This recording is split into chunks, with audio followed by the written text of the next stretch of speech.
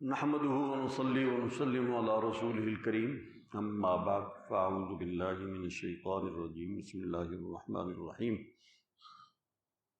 وما أبرئ نفسي إن النفس لأمارة بالسوء إلا ما رحم ربي إن ربي غفور رحيم وقال تعالى وأما من خاف مقام ربه ونهى النفس عن الهوى فإن الجنة هي المأوى وقال تعالى بل الله يزكي من يشاء ولا يظلمون فتيلا وقال تعالى هو الذي بعث في الأميين رسولا منهم يتلو عليهم آياته ويزكيهم ويعلمهم الكتاب والحكمة وإن كانوا من قبل لفي ضلال مبين وقال تعالى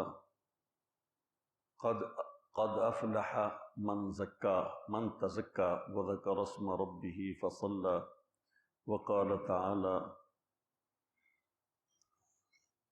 ونفس وما سواها فألهمها فجورها وتقواها قد أفلح من زكاها وقد خاب من دساها صدق الله العظيم وقال تعالى إن الله وملائكته يصلون على النبي يا أيها الذين آمنوا صلوا عليه وسلموا تسليما الصلاة والسلام عليك يا سيدنا يا رسول الله وعلى آلك وأصحابك يا سيدنا يا حبيب الله الصلاة والسلام عليك يا سيدنا يا رحمة للعالمين وعلى آلك وأصحابك يا سيدنا يا شفيع المذنبين الصلاة والسلام عليك يا سيدنا یا جد الحسن والحسین وعلى آلک واصحابک یا سیدنا ویا وسیلتنا فی الدارین۔ حمد و صلات کے بعد گرامی قدر حاضرین، وہ جو ہمارے مختلف عناوین کے ساتھ دروس چل رہے ہیں، اس میں توحید بھی، ایمانیات، اور اس میں رسالت کے متعلق بھی ایک درس، پھر عبادات میں سے نماز کے متعلق، پھر معاملات میں سے حقوق العباد کے ایک خاص شعبے کے متعلق۔ تو آج اسلام کا ایک اہم شعبہ کہ اصلاح نفس، اپنی ذات کی اصلاح۔ ویسے تو ساری چیزیں یہ اصلاح نفس کے حوالے سے ہیں، لیکن علم الاخلاق کا بھی اسے نام دیا گیا، اسے تصوف کا نام بھی دیا گیا، اسے اصلاح نفوس کا نام بھی دیا گیا۔ قرآن کی اصطلاح میں اسے تزکیہ نفس کے عنوان سے بیان کیا جاتا۔ تو علماء اخلاق اسے علم الاخلاق کے ساتھ تعبیر کرتے ہیں، صوفی لوگ اسے ہی علم تصوف کہتے ہیں۔ تو بنیادی طور پر یہ انسان کے اندر کچھ ایسی سرشتیں اللہ تعالیٰ نے رکھی کہ اگر ہم ان کی حقیقت کی طرف توجہ فرمائیں تو اصل میں کوئی چیز بھی اللہ تعالیٰ نے فضول نہیں پیدا فرمائی ہوتی ہے۔ جس طرح قرآن کا کہنا ہے نا، ربنا ما خلقت ھذا باطلا، جو عقل والے ہیں جب وہ اللہ تعالیٰ کی اس تخلیق میں غور کرتے ہیں تو اسی نتیجے پر پہنچتے ہیں، کہہ اٹھتے ہیں اے ہمارے رب، تو نے اس کو باطل، فضول، عبث، بے فائدہ پیدا نہیں فرمایا۔ ہر چیز کا اپنا فائدہ ہے۔ تو نفس انسانی جسے ہم کہتے ہیں، نفس امارہ بھی قرآن کی اصطلاح میں اس کا ایک نام چلتا ہے۔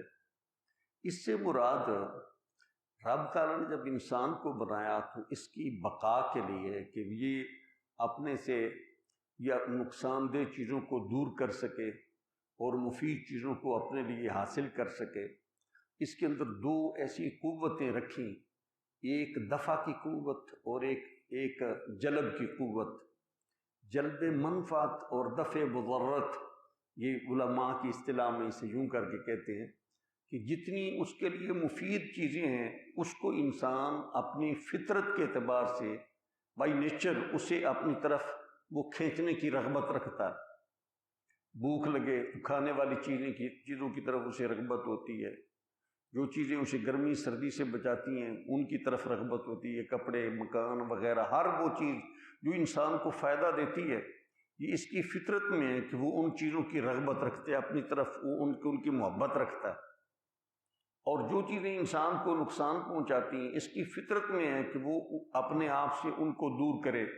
سانپ کو دیکھے گا تو اس کی فطرت ہے کہ وہ اسے دور کرے. کوئی بندہ اسے مارے تو اس کی فطرت میں ہے کہ وہ اسے اپنے سے دور کرے. تو یہ اگر جس بندے کو غصہ نہیں آتا، غضب نہیں ہوتا، بندے یہ بیمار ہیں کو بیچارے کو چیزاں کھو کے بندے لے جاتے ہیں، انہیں پتہ ہی نہیں لگتا، تو اسے ہم یہ کہتے ہیں کہ اس کی فطرت میں خرابی آ گئی. اب یہ اپنے سے ضرر والی چیزوں کو، نقصان دہ چیزوں کو اپنے سے وہ بچا نہیں سکتا. تو یہ اصل میں انسان کی بقا کے لیے، اگر ایسا نہ ہو تو انسان جنگل میں چلا جائے، درندے اسے کھا جائے، اس کا مال لوگ سارے کا سارا لوگ اٹھا کر لے جائیں، وہ اپنے مال کی بھی حفاظت نہ کر سکے، اس کے جسم کے ساتھ لوگ کھیلتے رہیں، وہ اسے پتہ نہ ہو.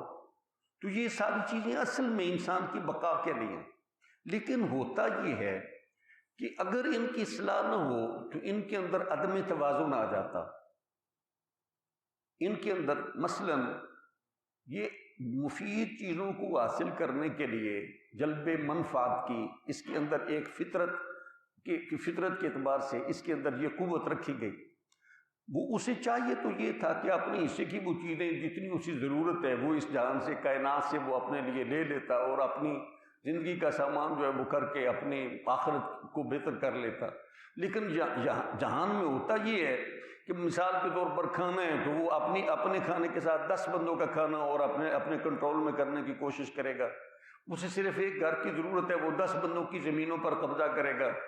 اسے صرف 2 کپڑوں کی ضرورت ہے، یہ چاند ہے کہ وہ بہت ساری چیزیں اپنے کنٹرول میں لینے کی کوشش کرے گا.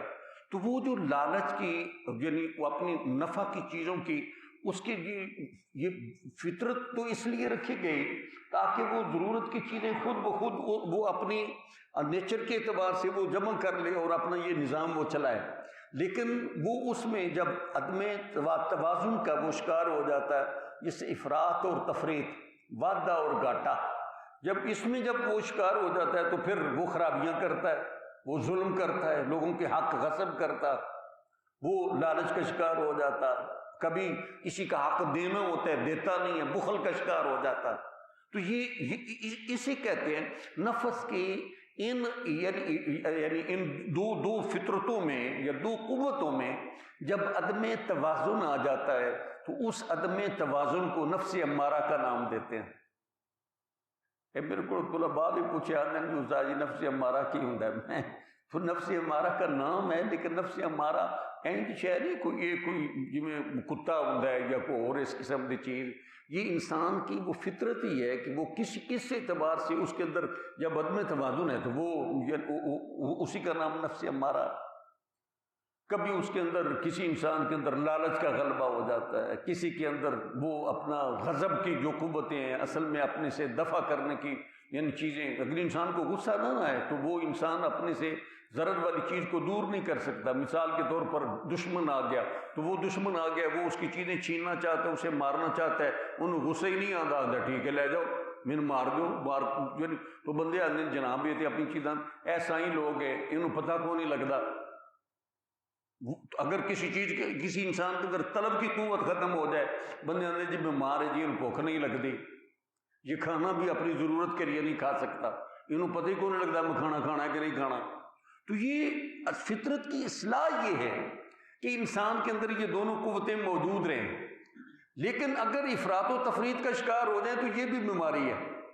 مثال کے طور پر ایک بندہ اسے یہ پتہ نہیں لگتا، اس کے جو سینسر ہیں نا بھوک والے وہ کنٹرول میں نہیں ہیں، وہ کھاتے ہی رہتا ہے. گھر والے لے جاتے ہیں جناب رجدہ ہی نہیں، ان کو دوائی دیو، تو وہ یعنی اس میں اندر عظمت واد. تو شریعت جو ہے یہ اس انسان کی فطرت کی اصلاح کے لیے اللہ تعالی نازل فرمائی. یہ جسے ہم تزکیہ نفس کہتے ہیں نا، تزکیہ نفس کا یہی معنی ہے کہ انسان کی اس فطرت کی اصلاح کرنا، افراط اور تفریط جو انسان کے اندر ہے اس کی اصلاح کرنا. اور اصل میں حقیقت دیکھیں تو اصلاح صرف اور صرف اللہ تعالیٰ کرتا ہے، یعنی اس کی توفیق سے ہوتی ہے. اس نے گائیڈنس نازل فرما دی انسان کی رہنمائی کے لیے، قرآن حدیث انبیاء کرام کے توسل سے شریعت اس نے نازل فرما دی. اصل میں یہ اصلاح کا سامان ہے. اور اس کے لیے پھر جو توفیق ہے یہ بھی اللہ تعالیٰ کی طرف سے ہوتی ہے. توفیق جو ہے نا، یعنی ایک بندہ ہے اس کے پاس یہ ساری چیزیں موجود ہیں، مثال کے طور پر میں یا آپ ہیں، ہمارے یہ پاؤں مسجد میں آنے کی صلاحیت رکھتے ہیں، چلنے کی صلاحیت رکھتے ہیں، جسم جو ہے وہ یعنی اپنا سٹینڈ کرنے کی صلاحیت ہوتا ہے، اس کے اندر قیام کی قوت ہوتی ہے، وہ پڑھنے کی قوت بھی اس کے اندر موجود ہوتی ہے، ہم گونگے نہیں ہیں، زبان بولنے کی قوت رکھتی ہے. یہ رکوع کرنے کے لیے ہماری اب کمریں اکڑ نہیں جاتی. بعض بھائی وہ کہتے ہیں جناب میں سجدہ نہیں کر سکتا، کمر میں درد ہے، میں بالکل یہ بینڈ نہیں کر سکتا. بعض بھائی وہ سجدہ نہیں کر سکتے، کہتے ہیں جی بیٹھ نہیں سکتا، میرے سر میں درد ہوتی ہے، میری آنکھوں میں مسئلہ ہے. کوئی بندے کہتے ہیں میں بیٹھ نہیں سکتا. یہ جتنی چیزیں جو ہم کر سکتے ہیں نا، یہ کر سکنے کو توفیق کہتے ہیں. کر سکنے کو توفیق کہتے ہیں.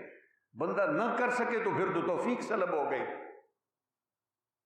کہ رب تعالیٰ اسباب بندے کے موافق کر دے. توفیق کا معنی ہے رب تعالیٰ اسباب بندے کے موافق بنا دے، اور یہ بہت بڑی نعمت ہے. گونگا بندہ آتا ہے جی میں قرآن نہیں پڑھ سکتا. کیوں نہیں پڑھ سکتا؟ ان کے کوئی سبب بھی کوئی نہیں زبان. اور اس کے لیے یہ جو سبب ہے نا قرات کا، یہ اسے میسر نہیں ہے، تو اسے توفیق نہیں ہے.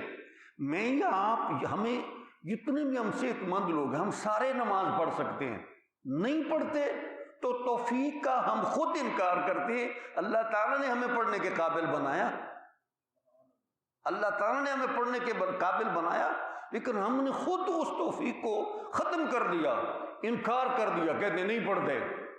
جتنے لوگ کرائیں سوتے نہیں، مسیطے آ نہیں سکتے، قرآن پڑھنا چاہیں تو پڑھ نہیں سکتے، اگر رکوع کرنا چاہیں تو کیا ان کی کمریں اکڑ جاتی ہیں؟ کچھ بھی نہیں ہوتا، یہ خود نہیں کرتے. توفیق اللہ نے عطا فرما دی. تو اللہ تعالیٰ نے، اور جس بندے کو توفیق نہیں اللہ اس سے پوچھے گا بھی نہیں. گونگے سے نہیں پوچھے گا تو نے میرے قرآن کی تلاوت کیوں نہیں کی ہے. جسے توفیق نہیں اسے اللہ نہیں پوچھے گا. جو بندہ قرآن بہرا ہے اسے اللہ تعالیٰ یہ نہیں پوچھے گا تو نے میرا قرآن کیوں نہیں سنا. جو بندہ کسی اور بیماری میں مبتلا ہے، مثال کے طور پر جو بندہ یہ روزہ افورڈ نہیں کر سکتا، اسے بھوک نہیں برداشت کر سکتا، اسے شریعت نے اسے بالکل کنسیشن دی ہے وہ اپنا روزہ جو ہے اس کا فدیہ دے دے. اسی طرح یہ بقیہ سارے معاملات ہیں. جو بندہ عقلی طور پر جس کا توازن ٹھیک نہیں ہے، شریعت اس کی طرف مخاطب نہیں ہے. تو یہ ساری چیزیں جو ہے نا بالکل نیچر کے مطابق ہیں، ہمارا دین فطرت کے مطابق ہے. تو انسان کے لیے نام اس کا کوئی بھی ہو، آج کل بعض بندوں کو ویسی چڑ ہو جاتی ہے، یعنی وہ نا اے جی صوفیاں دا کام ہے جی، اے پیری مریدی ہے جی، یہ تو ہے ہی حرام ہے. اس اصطلاح کو چھوڑ دو. یہ دیکھو کسی چیز کی حقیقت کیا قرآن کریم یہ ہمارے تزکیہ نفس کی ڈیمانڈ نہیں کرتا. قرآن کریم کی آیات دیکھیں تو اللہ تعالیٰ ارشاد فرماتا ہے بل اللہ یزکی من یشاء، اللہ تعالیٰ جس کا چاہتا ہے تزکیہ فرماتا. تو یہ تزکیہ کرنا، باطل کی اصلاح کرنا، انسان کے اندر جو عدم توازن آ جاتا ہے طلب اور دفع میں، اس کے اندر یہ توازن پیدا کرنا، یہ اللہ تعالیٰ فرماتا ہے اللہ تعالیٰ تزکیہ کرتا ہے افراط و تفریط. یعنی اس کے لیے نبی بھیجے، کتابیں نازل فرمائی، انسان کو کر شعور عطا فرمایا. اس کے لیے انبیاء کرام کے جو وارث ہیں حقیقی انبیاء علماء کرام، وہ لوگوں کو گائیڈ کرتے ہیں، انبیاء کرام کا پیغام لوگوں کو سناتے ہیں. پھر انسان کے اندر رغبت پیدا کرتا ہے، پھر اس جب وہ عمل کرنا چاہے تو اللہ تعالیٰ اسے توفیق بھی دیتا ہے. یہ ساری چیزیں یہ اللہ تعالیٰ اس طریقے سے یہ انسان کی اصلاح فرماتا. پھر صرف ایسے نہیں کہ اللہ تعالیٰ جہاں یعنی جس طرح کہ اللہ تعالیٰ موجود بلا مکان ہے ویسے پھر رب تعالیٰ نے بطور خاص انبیاء کرام اس مقصد کے لیے اس مقصد کے لیے بھیجے. اور انبیاء کرام کے جو بعثت کے مقاصد ہیں ان میں بنیادی مقصد جو ہے نا وہ ایک بنیادی مقصد تزکیہ نفس. قرآن کریم میں اس مفہوم کی 4 مقامات پر بلکہ 5 مقامات پر آیات ہیں جس میں نبی کریم علیہ السلام کے حوالے سے یہ ارشاد فرمایا گیا کہ یہ رسول صلی اللہ علیہ وسلم تمہارا یا ان کا یہ تزکیہ کرتے ہیں. ان کا مراد امت، تمہارا مراد حضور علیہ السلام کے صحابہ یا جنہیں قرآن جنہیں خطاب کر رہا ہے، اس سے بھی مراد حضور کی امت ہے. وَيُزَكِّيكُمْ وَيُزَكِّيهِمْ يُزَكِّيهِمْ قرآن کریم میں کتنے 5 مقامات پر یہ لفظ ہے کہ رسول تزکیہ کرتا. اچھا پھر حیران کن بات یہ ہے کہ رب تعالیٰ ایک مقام پر خود فرماتا ہے, یہ سورہ شمس آپ پڑھتے ہیں, اللہ تعالیٰ فرماتا ہے وَنَفْسٍ وَمَا سَوَّاهَا, نفس کی قسم اور اس کے بنانے والے اللہ کی قسم. اللہ تعالیٰ یہ نفس کا بنانے والا اللہ ہے نا, جس نے اس کا تسویہ کیا, خوب برابر برابر کیا, اسے سنوارا, اس کی قسم. اللہ تعالیٰ اپنی قسم اٹھا کر فرماتا ہے وَنَفْسٍ وَمَا سَوَّاهَا فَأَلْهَمَهَا فُجُورَهَا وَتَقْوَاهَا. اس اللہ نے انسان کو اس کا تقوی اور اس کا فجور نافرمانی وہ اس کے اندر الہام کر دی, یعنی اسے وہ اپنا پیغام ریسیو کرنے کے اس کے اندر قوت اللہ تعالیٰ نے رکھ دی. الہام کا معنی کہ کوئی چیز کنوے کرنا, اس ٹرانسفر کرنا, یعنی اسے پیغام پہنچانا. تو اللہ تعالیٰ نے اسے الہام کیا, اسے پیغام دیا, اس کا فجور بھی اور اس کا تقوی بھی. یہ ساری چیزیں انسان اپنے اندر یہ محسوس کرتا ہے, ریسیو کر لیتا. وہ نفس شیطان کا معاملہ بھی وہ یعنی علیحدہ پھر وہ کریں گے, پھر وہ اس کی پیغام رسانی کس طرح ہوتی ہے, وہ کس طرح میسج کرتے ہیں. پھر اگلا جو جملہ ہے نا اس پر اصل میں توجہ دلانا چاہتا ہوں. وَقَدْ أَفْلَحَ مَنْ زَكَّاهَا. اللہ فرماتا ہے یقینی طور پر وہ بندہ کامیاب ہوا جس نے خود اپنے نفس کا تزکیہ کیا. پہلے فرمایا اللہ کرتا, پھر فرمایا رسول کرتا, پھر فرمایا کامیاب وہ ہوا جس نے خود کیا. اس کا مطلب کیا ہے کہ اللہ تعالیٰ نے اسباب بنا دیے. بندہ جب تزکیے کی طلب کرتا ہے تو پھر رب تعالیٰ اس کے لیے ان اسباب کے فوائد اور اس کی برکتیں اس کے لیے ظاہر فرما دیتا ہے. اگر بندہ آخر نا بیٹھے اللہ سے ٹھیک کر دے, یہ نہیں ہوگا. کئی بندے آتے جی میں کہتا ہوں یار نماز وہ جی دعا کرو, جی دعا کرو اللہ تعالیٰ توفیق دے. میں کہتا ہوں کیا آپ کی کمر اکڑ جاتی ہے رکوع کرتے ہوئے, اور آپ کیا توفیق مانگتے ہیں؟ دعا کرو جی اللہ توفیق, ویسے بھی کریے. میں نے کہا توفیق ہے, روزانہ توفیق کا انکار کرتے ہیں پھر یہ کہتے ہیں. یہ نہیں ہوتا. اللہ تعالیٰ جس وقت ہم یہ ارادہ ہی نہیں کریں گے نیکی کا تو پھر رب تعالیٰ وہ بڑا بے نیاز ہے, اسے کائنات میں کسی چیز کی عادت نہیں ہے. ان اللہ لغنی عن العالمین. لیکن وہ قدردان اتنا ہے, بندہ اگر ایک بالشت اس کی طرف آئے تو رب تعالیٰ کی رحمت یہ گز بڑھ کر اس کا استقبال کرتی ہے. وہ قدردان بھی ہے, بے نیاز بھی ہے, قدردان بھی ہے. رب تعالیٰ نے ہمیں نظام دے دیا, اس نظام کے تحت اگر ہم اپنا تزکیہ کرنا چاہیں گے تو انبیاء کرام کا نظام ہمارے پاس موجود ہے, اللہ تعالیٰ کا دیا ہوا, اس کی روشنی میں ہماری اصلاح ممکن ہے. اب اسی چیز پر یہ تو پتہ چل گیا کہ نفس کی اصلاح یہ کیسے, اور یہ ہے ویسے بڑا مشکل ہے, بہت مشکل ہے. یعنی حضرت امام غزالی علیہ رحمہ فرماتے ہیں اتنا مشکل اور اتنا باریک کام ہے کہ نفس کی خرابیاں یہ جانی یہ عمومی طور پر نفس کی بیماریاں بندہ جاننے کے لیے یا جان کر ان کا علاج کرنے کے لیے فطرتی طور پر یہ تیار نہیں ہوتا. یہ بہت مشکل ہے.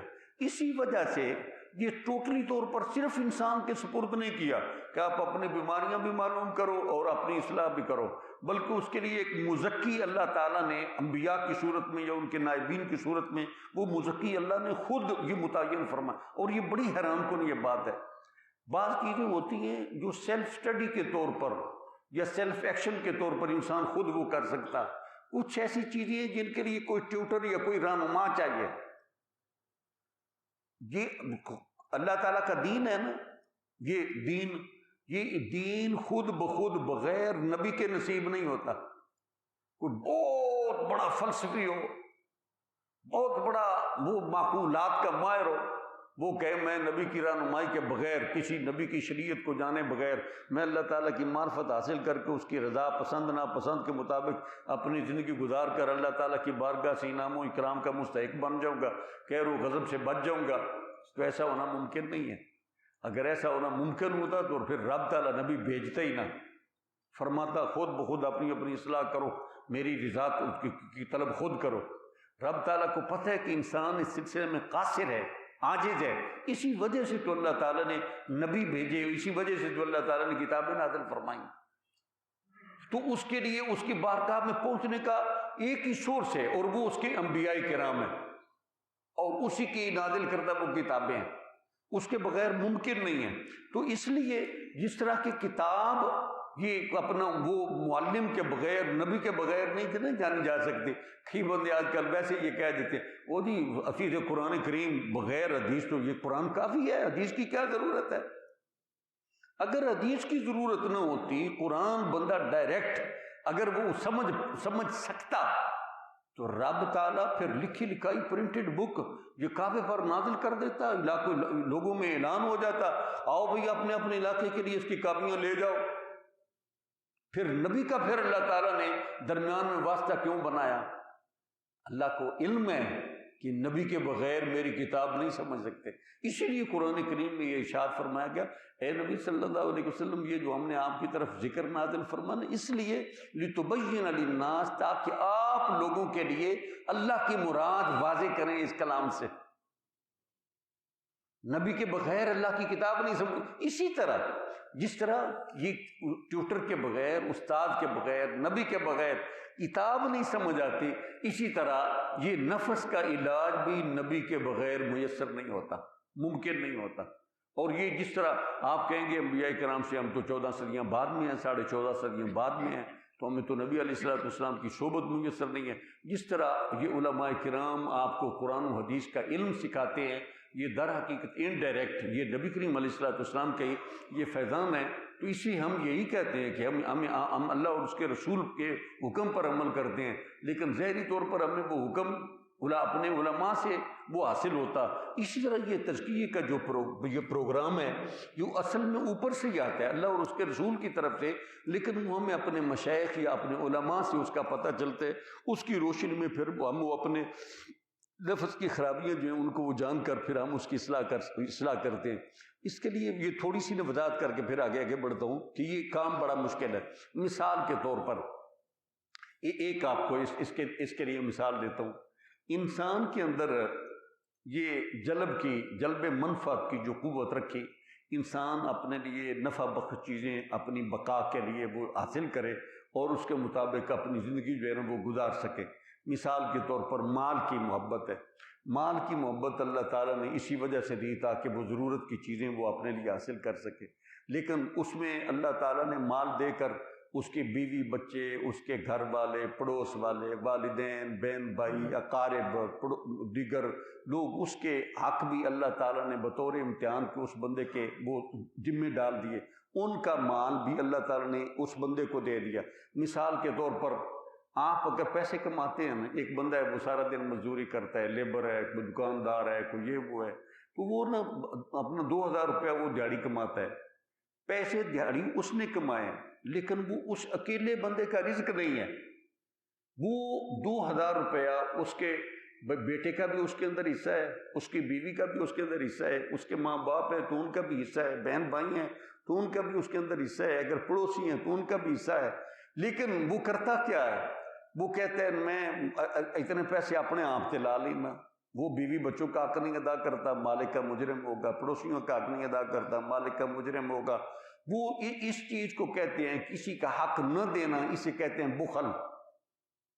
بخل انسان کی وہ جو اصل میں وہ جلب منفعت والی فطرت تھی نا، اس کے اندر جب وہ گھٹن آئی تو وہ بخل بن گیا.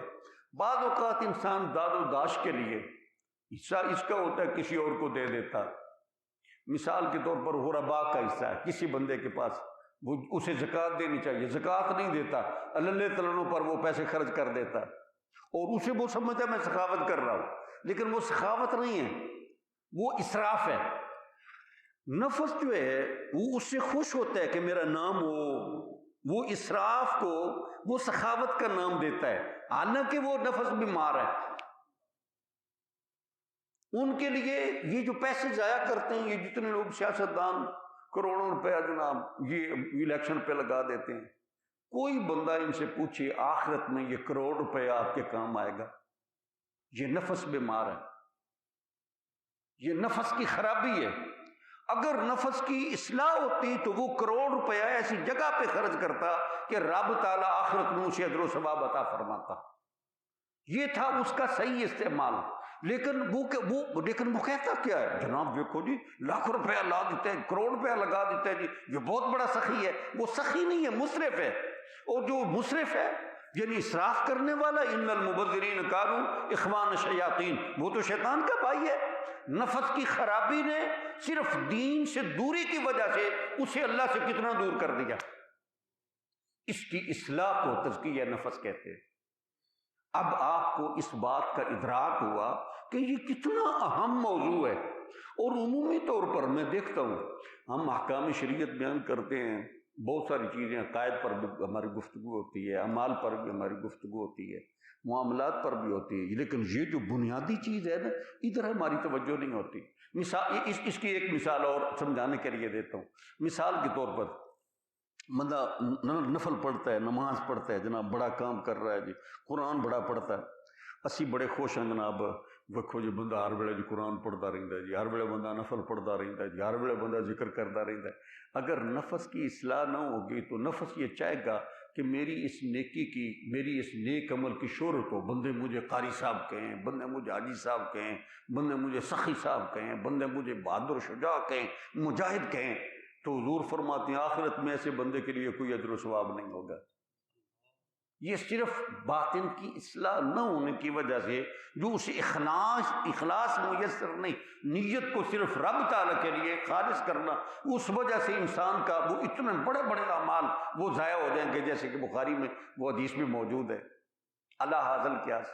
تو اب آپ کو اچھا ایک اور چیز وہ میں نے محسوس کی ہے، اور صوفیہ کرام نے، ہمارے اکابر نے، علم اخلاق کے ماہرین نے ادھر توجہ دلائی.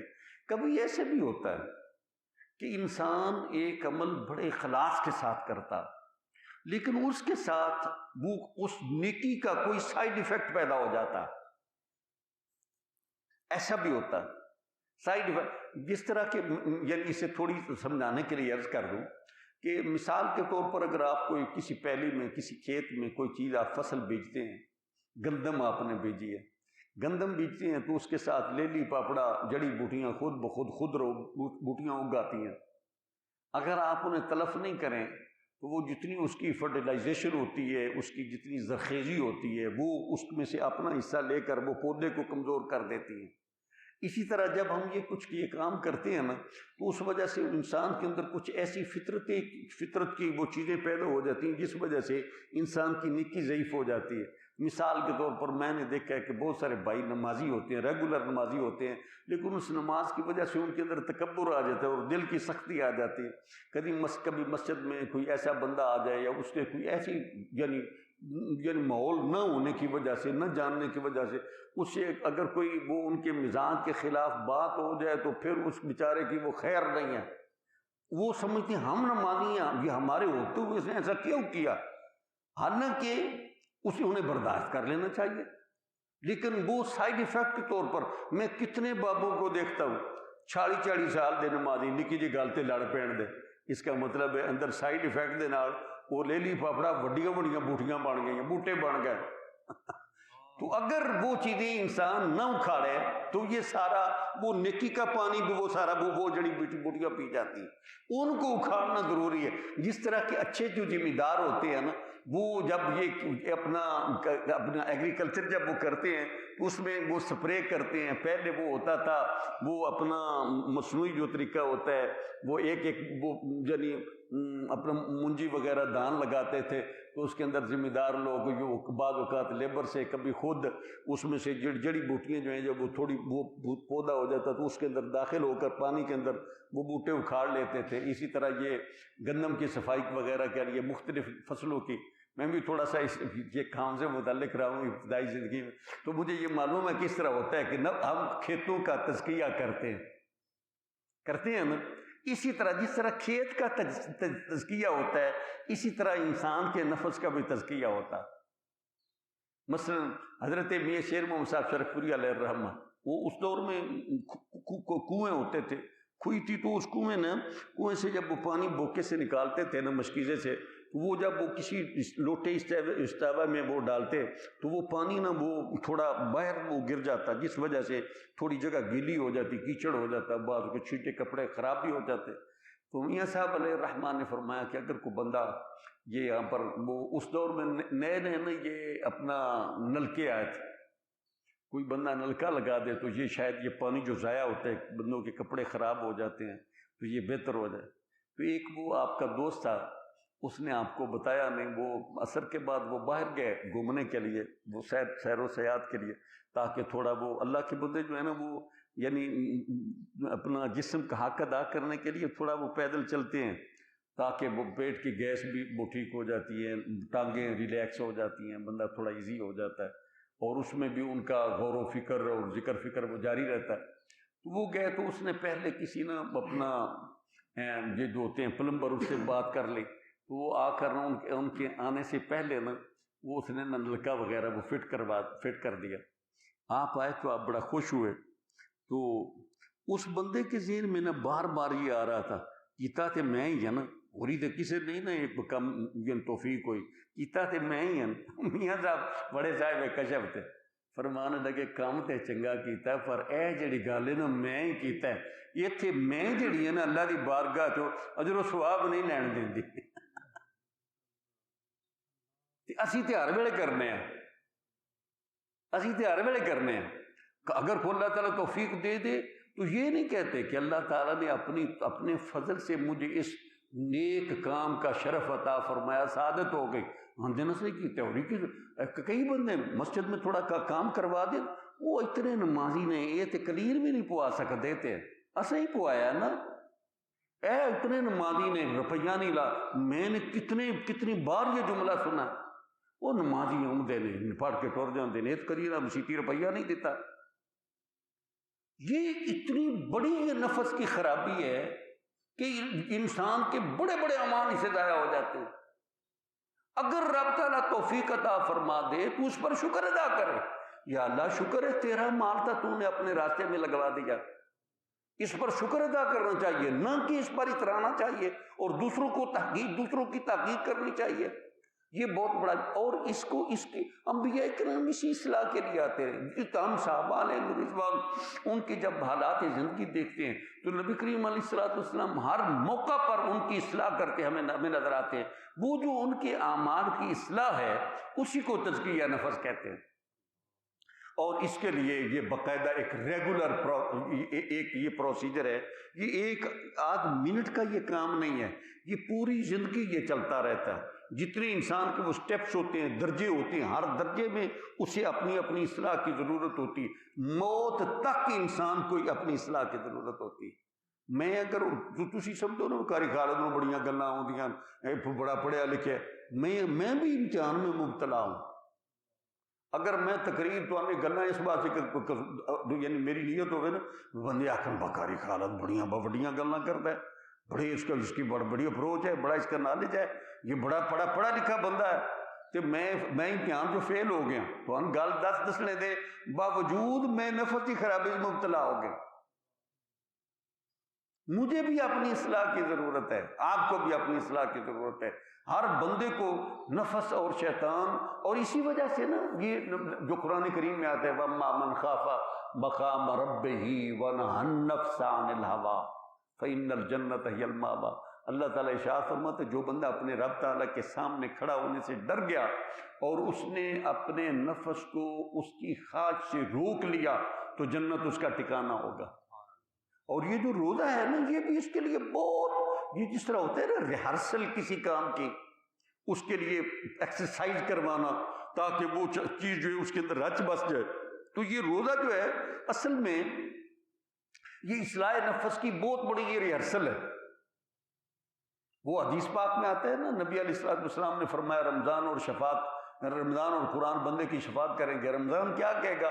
وہ رمضان حضور فرماتے ہیں رمضان کہے گا اے رب منعتہ الشہوات بالنہار فشفینی فیہ، اے اللہ میں نے دن کو اس بندے کو اپنی خواہش پورا کرنے سے سارا دن میں نے اسے روکے رکھا، اس کا نفس چاہتا تھا دن کو کہ کھا لوں، نفس چاہتا تھا میں پی لوں، نفس چاہتا تھا گھر میں چیزیں موجود ہیں انہیں استعمال کرے، بیوی موجود تھی، نفس چاہتا تھا کہ اس سے لطف اندوز ہو لوں، لیکن رمضان کہے گا اے اللہ میں نے اس بندے کو روکے رکھا، تو یا اللہ اس بندے کے حق میں میری سفارش قبول کر لے۔ تو حضور فرماتے ہیں اس بندے کے حق میں رب تعالیٰ رمضان کی روزے کی شفاعت قبول کر کے رب تعالیٰ اس بندے کی مغفرت فرما دے گا۔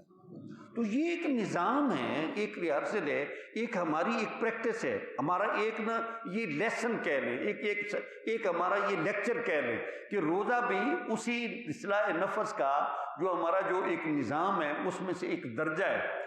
اسی طرح یہ رات کو یہ قرآن ہم یہ اپنا کیا نام ہے، رات کو ہم قیام کرتے ہیں، سحری کو اٹھ جاتے ہیں، تہجد پڑھتے ہیں، 2 گھنٹے ہمارے نماز تراویح میں لگ جاتے ہیں، اس وقت ہمارا نفس یہ تقاضا کرتے ہیں کہ ہم جا کر ریلیکس ہوں، ہم یہ کوئی اپنا انجوائے کریں، لیٹ جائیں، گپ شپ کریں، لیکن وہ قرآن کی محبت ہمیں وہ قرآن سننے پر مجبور کرتی ہے اور ہم اپنی ساری چیزیں وہ تج کر کے ہم مسجد میں حاضر ہو جاتے ہیں۔ تو حضور فرماتے ہیں قرآن کہے گا اے رب منعت النوم باللیل، یا اللہ میں نے اس بندے کو رات کو سونے سے روکے رکھا۔ یہ پہلے کوئی بندے میری تلاوت کرتے تھے، کوئی میری تلاوت سنتے تھے، فشفینی فیہ، یا اللہ اس بندے کے حق میں میری سفارش قبول کر لے۔ رب تعالیٰ اس قرآن کی سفارش قبول کر کے اس بندے کی مغفرت فرما دے گا۔ تو یہ رات کا قیام اور دن کا روزہ یہ اصلاح نفس کا بہت بڑا یہ علاج ہے۔ اسی طرح جتنے اعمال صالحہ اور بھی ہیں، اللہ تعالیٰ ہمیں اپنے باطن کی اصلاح کی توفیق عطا فرمائے۔ انشاءاللہ یہ جو ہے نا یہ اسی ترتیب کے ساتھ یعنی توحید، رسالت، اور پھر اس کے بعد عبادات، پھر اس کے بعد معاملات، اور پھر اس کے بعد اصلاح نفس یا اخلاق، یہ اسی ترتیب کے ساتھ یہ انشاءاللہ یہ سلسلہ یہ جاری رہے گا۔ اور یہ دین کی حقیقت اگر کسی بندے کو آ جائے اور وہ اسے، اب میں تو یہ عمومی طور پر یہ کہتا ہوں، عمومی طور پر ہم ادراک نہیں ہے، صحیح گل ہے، پکی گل میں کہنا، ادراک نہیں، بندیاں پتہ ہی کو نہیں سن کرنا کی ہے۔ یہ چند جو ماڈرن ایجوکیشن ہے نا، وہ چند اسے وہ کوئی ڈگریاں مل گئی اور بندہ کہتے ہیں میں بہت بڑا عالم ہو گیا۔ میں کہتا ہوں اگر ایک بندہ وہ فرض کرتے ہیں وہ اپنا سائنس میں PhD بھی کر گیا، بلکہ آخری جو ڈگری ہے نا اسے ڈی لیٹ کہتے ہیں، ڈی لیٹ کر گیا، اگر وہ اپنی آخرت کے متعلق اللہ تعالیٰ کی رضا پسند ناپسند کے متعلق اسے علم نہیں تو اس کی ڈی لیٹ کی ڈگری قیامت والے دن کیا کام آئے گی؟ یعنی جس امتحان سے ہم سب نے گزرنا ہے اور وہ اپنی پوری زندگی کا اللہ تعالیٰ کی بارگاہ میں جا کر جواب دینا ہے، اگر یہ ہماری ڈگریاں اسے ڈسکس نہیں کرتی ہیں، اس امتحان کی ہمیں تیاری نہیں کرواتی، تو یہ ماڈرن ایجوکیشن کا ہمیں کیا فائدہ ہوگا؟ اس لیے امام غزالی فرماتے ہیں کہ پہلا قدم حق تعالیٰ کی طرف اٹھانے کے لیے جو چیز درکار ہے وہ علم ہے۔ علم کے بغیر اللہ تعالیٰ کی طرف بندہ ایک قدم بھی نہیں اٹھا سکتا، اور علم سے مراد یہ یونیورسٹیوں کا، یہ سائنسوں کا، اور یہ معاشیات کا، اکنامکس کا، یہ جو ہمارے یہ ماڈرن جتنے علوم ہیں یہ نہیں ہے، اس سے مراد وہ علم ہے جو اللہ تعالیٰ نے خود اپنے انبیاء کرام کے توسل سے اپنے بندوں کی رہنمائی کے لیے نازل فرمایا، وہ علم اس سے مراد ہے۔ جہالت انسان کو قدم اٹھانے ہی نہیں دیتی۔ اتنے لوگ ہیں جنہیں پتہ ہی نہیں کہ ہمیں کیا کرنا چاہیے، وہ جس وقت بڈھے ہو جاتے کسی موقع دے ہوتے ان کو 60 بجتی پریشانی آتی، پھر انہیں اچھا یار انج بھی ہو سکتا ہے، پھر وہ کسی عالم کی طرف رجوع کریں گے، پھر وہ مذہب کی طرف، تو پھر وہ کہیں گے یار میں تو بھولا رہا، کاش کہ میں وہ ارلی ایج میں مذہب کی طرف متوجہ ہوتا، یہ چیزیں مجھے پہلے سے پتہ چل جاتی۔ وہ ایک دوست مجھے ملا، کہتے کہ یہ 18 سال ہو گئے، میرا دل کردا سی میں کسی بندے کیا سی لیکن میں تھوڑے کول پہنچ نہیں سکیا، میں کہ میں کوئی پردے تو کو نہیں رہے، تیری اپنی مرضی سی، اگر مجھے پتہ ہوتا تو میں خود تیرے تک پہنچ جاتا۔ تو یہ اس طرح کر کے نا انسان اپنا وقت ضائع کرتا ہے، اور یہ بالکل یہ اگر انسان کو علم نہیں ہوگا تو انسان یہ چل نہیں سکے گا۔ بلکہ میں کہتا ہوں اگر علم ہو بھی نا، اگر بندہ سٹاپ تے نہ اسٹیشن تے نہ کھلوتے ہوئے پھر بھی بندہ گڈی نہیں چڑھ سکتا۔ اگر بندے پتہ ہو نا گڈی جاندی ہے لاہور جاندی، کراچی جاندی، حیدر آباد جاندی، پنڈی جاندی، لیکن وہ جا کے سو والے جا کے کھلو جائے، رحیم پور کھلو جائے، بھویں لین تے کھلو جائے تو گڈی نے چڑھانا نہیں۔ انہوں پتہ ہونا چاہیے بھی کیڑے اسٹیشن تو میں گڈی چڑھنا، یہ بھی انہوں معلوم ہونا چاہیے۔ اور یہ بڑی بنیادی باتیں ہیں کہ ہمیں یہ جہان میں یہ ساری چیزیں موجود ہیں، نظام چل رہا ہے، لیکن ہم جب اس نظام کو اڈاپٹ نہیں کرتے ہیں تو ہم فیل ہو جاتے ہیں اور ہم اس کے فوائد سے ہم محروم ہو جاتے ہیں۔ اللہم صلی علی سیدنا محمد وعلی آل سیدنا محمد کما صلیت علی سیدنا ابراہیم وعلی آل سیدنا ابراہیم انک حمید مجید۔ ربنا آتنا فی الدنیا حسنۃ وفی الآخرۃ حسنۃ وقنا عذاب النار ربنا فاغفر لنا ذنوبنا وکفر عنا سیئاتنا وتوفنا مع الابرار۔ مولا کریم، ہم اپنے نفس اور شیطان کے عملوں سے مغلوب ہو گئے۔ مولا کریم، ہمارا نفس ہم پر غالب ہو گیا، خواہش نے ہمیں دبوچ لیا۔ مولا کریم، ہمارے نفوس کا تزکیہ فرما کر، ہمارے باطن کی اصلاح فرما کر ہمیں اپنی پسندیدگی کے راستے پر گامزن فرما۔ مولا کریم، آج سے پہلے جو ہم نے نفس شیطان کے بہکاوے میں آ کر تیری نافرمانیاں کی ہیں، تیری شریعت میں ہم نے تقصیرات کی ہیں، مولا کریم ہماری گزشتہ خطائیں معاف فرما دے۔ مولا کریم، ہم سب کو اپنی آخرت اور اپنے باطن کی اصلاح کی فکر اور اس کی مزید اس کے مطابق عمل کی بھی توفیق عطا فرما۔ مولا کریم، اعمال صالحہ ہمارے لیے مرغوب بنا دے اور شریعت پر عمل کرنا ہمارے لیے آسان فرما دے۔ شریعت کی نافرمانی اور اپنے احکامات کی مخالفت مولا کریم ہمارے لیے قابل نفرت اور اس پر عمل کرنا ہمارے لیے مشکل بنا دے۔ مولا کریم، اپنے فضل و کرم سے ہمیں اپنے سچے دین پر استقامت عطا فرما۔ اسی پر مولا کریم اپنے فضل سے ہمیں کامل ایمان کے ساتھ موت عطا فرما۔ اس جہان میں آنے والی زندگی میں ہمیں اپنے نیک اور صالح بندوں کی سنگت اور معیت عطا فرما۔ صلی اللہ علیہ حبیبی سیدنا محمد و علیہ وسلم۔